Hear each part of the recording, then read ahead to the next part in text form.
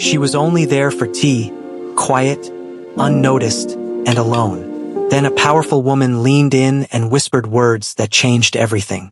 "Pretend you're my son's lover." Behind her, the most dangerous man in the room was already watching. And the man she was supposed to fake love? He wasn't just powerful, he was lethal. And the lie became the most realist and dangerous thing she'd ever agreed to. Please like and subscribe, it helps the channel. The autumn rain had just stopped when Jessica walked into the Moonlight Tea House, her favorite refuge in the heart of Seoul's Insadong district. After 3 years of teaching English in South Korea, she'd learned to cherish these quiet moments. A stolen hour between afternoon classes and evening tutoring sessions, where she could simply exist without explanation or performance. At 27, Jessica had carved out a life that surprised everyone back in Chicago who'd thought her decision to move to Korea was a phase. She'd fallen deeply in love with the country. Its contradictions, its beauty, the way ancient traditions brushed against cutting-edge modernity. Her Korean was fluent now, good enough that shopkeepers sometimes forgot she wasn't a native until they looked up. She ordered chrysanthemum tea and settled into her usual corner table, pulling out a dog-eared copy of Korean poetry. The tea house was nearly empty, just her, an elderly man reading a newspaper, and an elegant woman in the far corner who Jessica noticed was watching her with unusual intensity. The woman was perhaps in her early 60s, dressed in an expensive-looking cream suit that spoke of old money and refined taste. Her silver-streaked hair was pulled into a sophisticated chignon, and everything about her posture suggested power held carefully in check. Jessica tried to ignore the attention, but after 5 minutes of feeling those eyes on her, she looked up directly at the woman. To her surprise, the woman smiled, not apologetically, but with something like satisfaction, and rose from her seat. She moved across the tea house with the kind of grace that couldn't be taught, only bred through generations of privilege and expectation. "Forgive my staring," the woman said in flawless Korean, stopping beside Jessica's table. "But I wonder if you might spare a few moments for a conversation that could change your life." Jessica's grip tightened on her teacup. In her experience, conversations that promised to change your life rarely ended well. But something in the woman's direct gaze, respectful despite the boldness, made her curious. "Please sit," Jessica replied in Korean. The woman sat, folding her hands on the table with deliberate care. "My name is Han Myeong, and I'm going to be very direct with you because I don't have the luxury of time for subtlety. I need you to pretend to be engaged to my son." Jessica blinked, certain she'd misheard. "I'm sorry, what?" "My son, Sungmin, is the head of the Hanguk clan, what you might call the Korean Mafia, though we prefer to think of ourselves as a traditional family organization." Myeong's voice remained calm, conversational even. "He's currently being pressured into a marriage alliance with a rival organization, the Chongryong Syndicate. This marriage would essentially end our family's independence and put us under their control." Jessica's heart began to race. This was insane. She should leave immediately. Instead, she found herself asking, "Why are you telling me this? Why me?" "Because I've been observing you for 2 weeks, Myeong said simply. "The way you carry yourself, your intelligence, your fluent Korean, your obvious love for our culture. I need someone who can credibly appear to have captured my son's heart. Someone unexpected enough that our having kept the engagement private makes sense, given the complicated politics involved." "You want me because I'm black," Jessica said flatly. "I want you because you're extraordinary," Myeong corrected. "Yes, your being a black American woman makes the story more believable. It explains the secrecy, the desire to wait before announcing it publicly. But I watched you negotiate with that fruit seller last week in perfect Korean, holding your ground with humor and grace. I saw you help that lost child find her mother without hesitation. I need someone with presence, intelligence, and courage. I need you." Jessica laughed, but it came out shaky. "This is absolutely insane. You're asking me to lie to dangerous criminals. I could be killed. You'll be protected every moment. I'm offering you 10 million won, about $7,500 for 2 weeks of your time. After that, you break off the engagement quietly, and we provide you with security for the following 6 months to ensure no repercussions." Myeong leaned forward. "But more than that, I'm offering you an adventure. Isn't that why you came to Korea? To live a bigger life. The words hit uncomfortably close to home. Jessica had fled Chicago after a safe, suffocating relationship and a predictable career trajectory that made her feel like she was disappearing into beige wallpaper. She'd wanted color, chaos, meaning, something real. What does your son think of this plan? Jessica asked. He doesn't know yet. I'm telling him tonight. Myung's lips quirked. He'll be furious. Sungmin doesn't like surprises, and he certainly doesn't like his mother meddling in his affairs. But he'll understand the necessity. And if he refuses, then the Chongryong syndicate will continue their pressure, likely targeting me directly to force his hand. My son would do anything to protect me, even marry a woman he despises. Myung's voice softened. I won't let him sacrifice himself that way. This gives him an honorable exit. Jessica stared at the older woman, seeing not just desperation but fierce maternal love. Against every instinct of self-preservation, she found herself considering it. I want to meet him first, Jessica said. Before I agree to anything, I need to meet your son. Myung's smile was like sunrise. Come to dinner tonight. 7 o'clock. I'll send a car for you. 3 hours later, Jessica found herself in the back of a sleek black car, winding through Seoul's affluent Songbuk-dong neighborhood. The Han family estate was hidden behind high stone walls, revealed only when massive gates swung open to admit them. The house itself was stunning, a modern architectural masterpiece built around a traditional Hana core, all clean lines and natural materials that seemed to grow from the landscape itself. Gardens glowed softly under artistic lighting, and a small stream ran alongside the entrance path. Myung met her at the door, now dressed in a beautiful burgundy hanbok. He's in the main hall. I should warn you, I told him about our arrangement an hour ago. He's not pleased. You told him before I even agreed? Jessica's voice rose slightly. I needed him to have time to adjust to the idea before meeting you. Otherwise, he might have simply refused to cooperate at all. Myung's expression turned wry. My son is brilliant, strategic, and utterly ruthless when necessary. But he's also stubborn as a mountain. Come. Let's not keep him waiting. They walked through rooms of understated luxury, museum-quality art on the walls, furniture that was simultaneously minimalist and clearly expensive. But Jessica barely registered any of it, her nerves singing with tension as they approached a set of wide doors. Myung slid them open to reveal a stunning space, a traditional Korean reception hall updated with modern elegance. Floor-to-ceiling windows overlooked the gardens, and a low table was set for dinner. But Jessica's attention locked immediately on the man standing with his back to them, staring out at the darkening gardens. Even from behind, Sungmin commanded attention. He was tall, unusual for a Korean man of his generation, with broad shoulders that filled out his black dress shirt with unconscious elegance.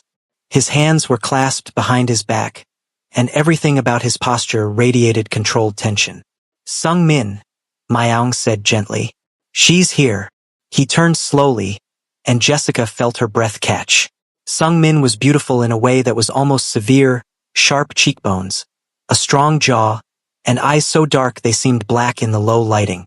His hair was styled back from his face, revealing a forehead marked by a small scar near his left temple. But it was his expression that truly arrested her, cold, analytical, and utterly closed. When he spoke, his voice was deep and controlled, each word precisely measured. Miss Williams, my mother tells me you've agreed to participate in this charade. I haven't agreed to anything yet, Jessica replied in Korean, lifting her chin. I'm here to understand what I'd be walking into. Something flickered in Sungmin's eyes. Surprise, perhaps, or respect. He moved closer, and Jessica fought the urge to step back. He smelled like sandalwood and something darker, more complex. Let me be very clear about what you'd be walking into, he said, his gaze never leaving hers. The Chongryong Syndicate is not a group of romantic criminals from a drama. They're violent, strategic, and they don't forgive perceived insults. By pretending to be engaged to me, you'll be marking yourself as an obstacle to their plans. Which is why you'll protect me? Jessica countered, refusing to be intimidated despite her racing heart. I don't need to protect you. I need you to refuse this insane plan my mother has concocted and walk away. His voice remained even, but Jessica caught a flash of frustration. You're a civilian. You have no idea what you're volunteering for. Then explain it to me, Jessica said. Convince me I should walk away. They stared at each other, tension crackling in the space between them. Sungmin's jaw tightened, and for a long moment, Jessica thought he might simply order her removed from his house. Instead, he moved to the low table and poured 3 cups of tea with movements that were almost aggressive in their precision. Sit, both of you. If we're doing this, we're doing it properly. Over dinner, an elaborate spread of traditional Korean dishes that Jessica was too nervous to fully appreciate. Sungmin laid out the situation with clinical detachment. The Cheongryong syndicate has been trying to absorb the Hanga clan for 5 years, he explained, using chopsticks to move food around his plate without eating much. They've been patient, methodical, buying up our subsidiary businesses, recruiting our lower-level members, waiting for the right moment to strike. Why not just fight them? Jessica asked, immediately feeling naive. Because this isn't a street brawl. It's chess. Sungmin's eyes met hers. Open warfare would destroy both organizations and draw attention we can't afford. The Cheongryong leader, Park Jin-ho, proposed the marriage alliance as an elegant solution. His daughter Hae-won marries me, our families merge, and he gradually assumes control. And your mother becomes leverage, Jessica understood.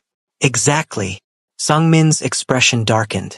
3 weeks ago, they made it clear that if I don't agree to the engagement by the end of this month, accidents might befall my mother. Fall downstairs. Car malfunction. Very tragic. Very convenient. Jessica looked at Myaung, who met her gaze steadily. The older woman's composure was impressive, but Jessica could see the fear lurking beneath it. So if you appear to already be engaged to someone else, Jessica continued, the marriage alliance becomes impossible without you appearing to break your word. And in your world, honor matters.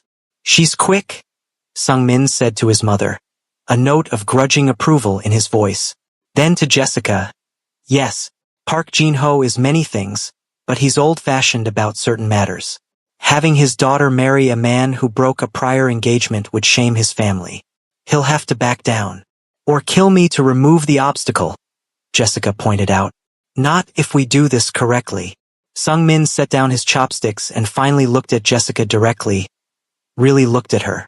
The engagement will need to appear long-term and genuine. We'll say we met 2 years ago. Kept it quiet due to the cultural complexities and my concerns about protecting you from my world. That gives us a romantic narrative that explains the secrecy. 2 years is a long time to keep a secret, Jessica said, which is why we'll need our story to be flawless. We'll need to know details about each other that only a real couple would know. We'll need to appear comfortable together in public. And, he hesitated, something almost like discomfort crossing his features. We'll need to show physical affection. Nothing inappropriate, but hand-holding, casual touches. The kind of unconscious intimacy real couples display. Jessica felt heat rise in her cheeks. The thought of touching this dangerous, beautiful man sent a confusing mixture of fear and attraction through her. I'll need you to move into the estate, Sungmin continued.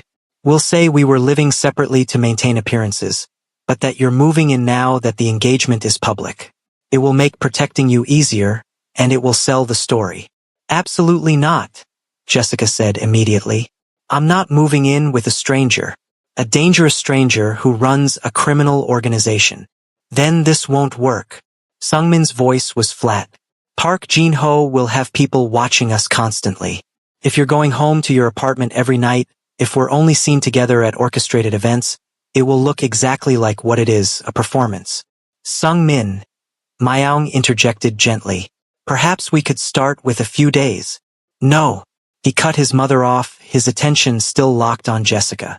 I won't do this halfway. Either Miss Williams commits fully, or we find another solution. What other solution? Myaung's voice rose slightly. There is no other solution, and you know it. Father and son stared at each other, and Jessica suddenly understood the dynamics at play. Sungmin was angry, furious even, but not at her. He was angry at being backed into a corner, at having his hand forced, at having to put a civilian in danger to protect his mother. "I'll do it," Jessica heard herself say. "I'll move in. 2 weeks, like your mother said. But I have conditions." Sungmin's eyebrows rose fractionally. "Conditions? I get my own room with a lock on the door. I'm not expected to participate in any actual criminal activity. And you provide me with an exit strategy. If at any point I feel genuinely unsafe, I can walk away, and you'll still protect me afterward." Jessica held his gaze. "And I want the payment up front. Half of it, at least." To her surprise, Sungmin's mouth quirked in what might have been the ghost of a smile. "You don't trust us?" "I don't know you," Jessica corrected. "Trust is earned." "Fair enough." Sungmin pulled out his phone and typed rapidly. "I'm transferring 5,000,001 to you now. What's your bank account number?" Jessica rattled it off, still half convinced this was all some elaborate fever dream. Her phone buzzed a moment later with a notification that made her eyes widen. The money was real. This was actually happening. "Pack a bag tonight," Sungmin said, standing. "I'll send a car for you tomorrow morning. Bring clothes for 2 weeks and anything you need to be comfortable.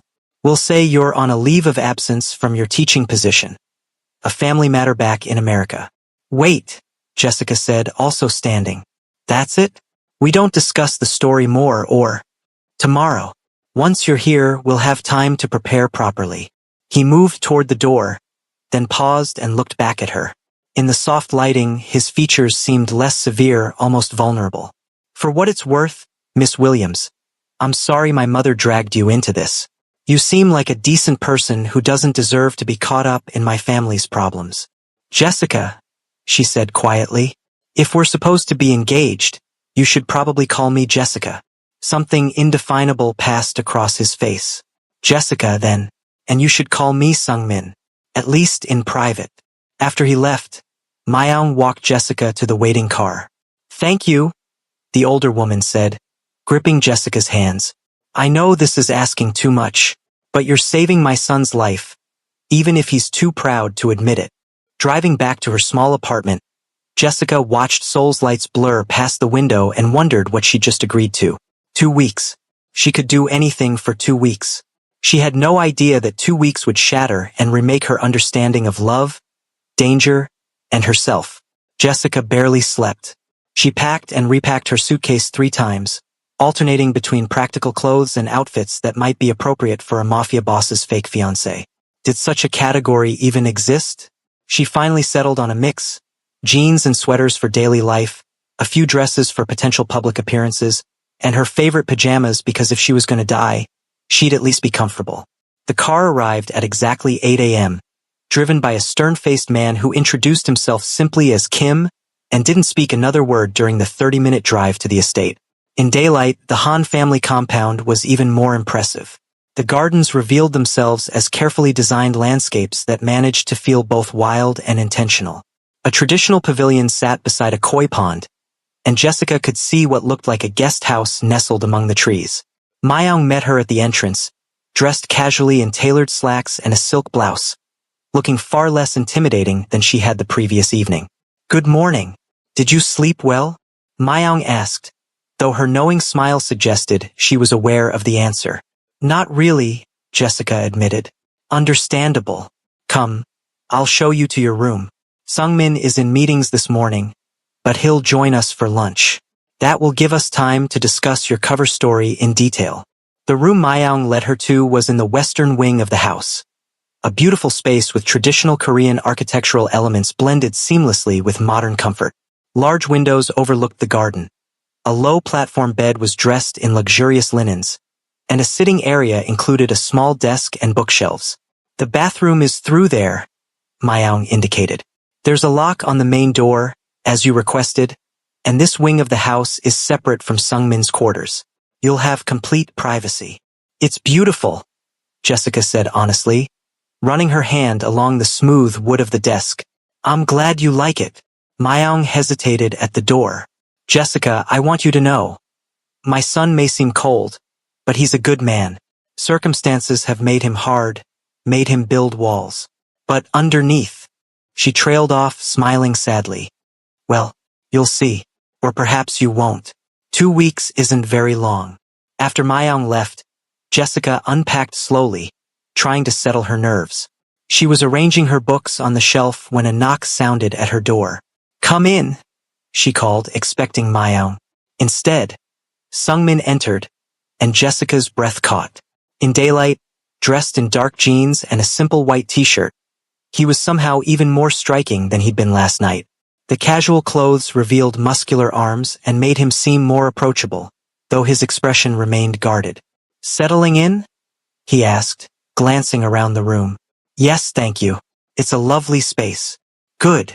He shifted slightly, a gesture that might have been discomfort. "I wanted to apologize for last night. I was harsh. This situation isn't your fault, and I shouldn't have taken my frustration out on you." Jessica was surprised by the apology. It made him seem more human, less like the cold crime boss from the previous evening. "Apology accepted. This is awkward for both of us." "Extremely awkward," he agreed, and was that a hint of humor in his voice? "But if we're going to sell this, we should probably start getting comfortable with each other. So I thought, if you're finished unpacking, maybe you could join me for coffee? There's a spot in the garden I think you might like." Felt like a test, Jessica realized. Or maybe an olive branch. Either way, it was an opportunity to start building whatever strange relationship they'd need to convince the world they were in love. "I'd like that," she said. They walked through the garden in silence at first, Sungmin leading her along paths that wound between carefully tended plants and unexpected bursts of wildflowers. Eventually, they reached a small pavilion overlooking the koi pond, where someone had already arranged a low table with a French press and 2 cups. "You planned this," Jessica observed. "I'm a strategist," Sungmin replied, pouring coffee for both of them. "Planning is what I do." He handed her a cup, their fingers brushing briefly. The contact sent an unexpected spark through Jessica, and from the way Sungmin's eyes flickered, he'd felt it too. They sat on cushions across from each other, and for a long moment, just drank their coffee and watched the koi drift lazily through the pond. "Tell me about yourself," Sungmin said finally. "If we've supposedly been together for 2 years, I should know more than what my mother's research provided." "What did her research tell you?" "That you're 27, from Chicago, taught English literature before coming to Korea. You have a master's degree in comparative literature, focusing on Korean and African American literary traditions. Your parents are both professors, your father in history, your mother in sociology. You're an only child." He paused. "You broke up with someone named Marcus about 6 months before coming to Korea." Jessica felt exposed, vulnerable. "That's thorough. I told you, I'm strategic. I don't go into situations blind." His gaze softened slightly. "But those are just facts. They don't tell me who you are." Jessica considered how much to share with this dangerous stranger. Then again, if they were going to do this, maybe honesty was the best strategy. "I came to Korea because I felt like I was disappearing. Marcus wanted to get married, buy a house in the suburbs, have 2.5 children and a sensible retirement plan. My parents wanted me to get a PhD, become a professor like them. Everyone had a plan for my life except me." "So you ran away," Sungmin said, but it wasn't judgmental. "I chose something different," Jessica corrected. "I'd been studying Korean literature, fallen in love with the language, the culture. Coming here felt like the first real choice I'd made in years. The first thing that was mine." Sungmin was quiet for a moment, turning his cup in his hands. "I understand that more than you might think. Being born into this family means your life is mapped out before you can walk. Every decision, every relationship, every moment is filtered through what's best for the clan." He looked up at her. "Do you regret it? Coming here?" "Not for a second," Jessica said firmly. "Even now, sitting here in a mafia boss's garden, pretending to be his fiancée to avoid a gang war, I don't regret it. At least it's interesting." To her shock, Sungmin laughed. A real laugh, unguarded and genuine. It transformed his face completely, erasing years of hardness and revealing the man he might have been in a different life. "Interesting," he repeated, shaking his head. "That's one word for it." His smile faded, but something warmer remained in his expression. My turn. What do you want to know about me? Everything, Jessica said impulsively. If I'm going to convince people I'm in love with you, I need to know you. Not just facts, what you care about, what makes you angry, what you dream about. Sungmin's expression became complicated, surprised, guarded, and something else Jessica couldn't quite identify. No one's ever asked me that before. Really? In my world, people want to know what I can do for them, who I'm connected to, what power I hold. They don't ask about dreams. He stood abruptly, moving to the edge of the pavilion to stare at the pond. I dream about being free, about walking away from all of this, the clan, the violence, the constant chess games.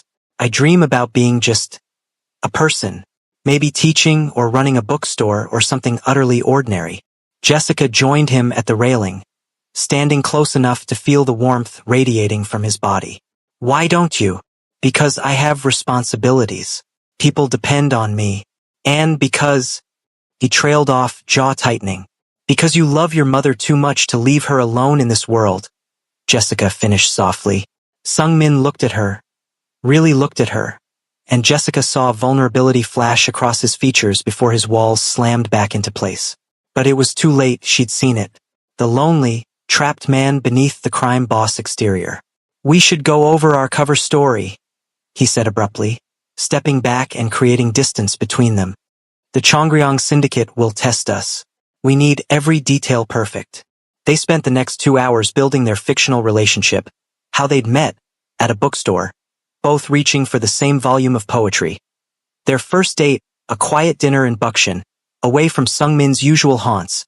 The moment he'd known he loved her, watching her laugh at a street performer in Hongdae, completely unself-conscious and joyful. The stories were fiction, but as they wove them together, something strange happened. The fictional Sungmin and Jessica they were creating, the couple who'd found each other despite impossible odds, began to feel real. Their hands naturally found each other as they talked. Their bodies unconsciously leaned closer.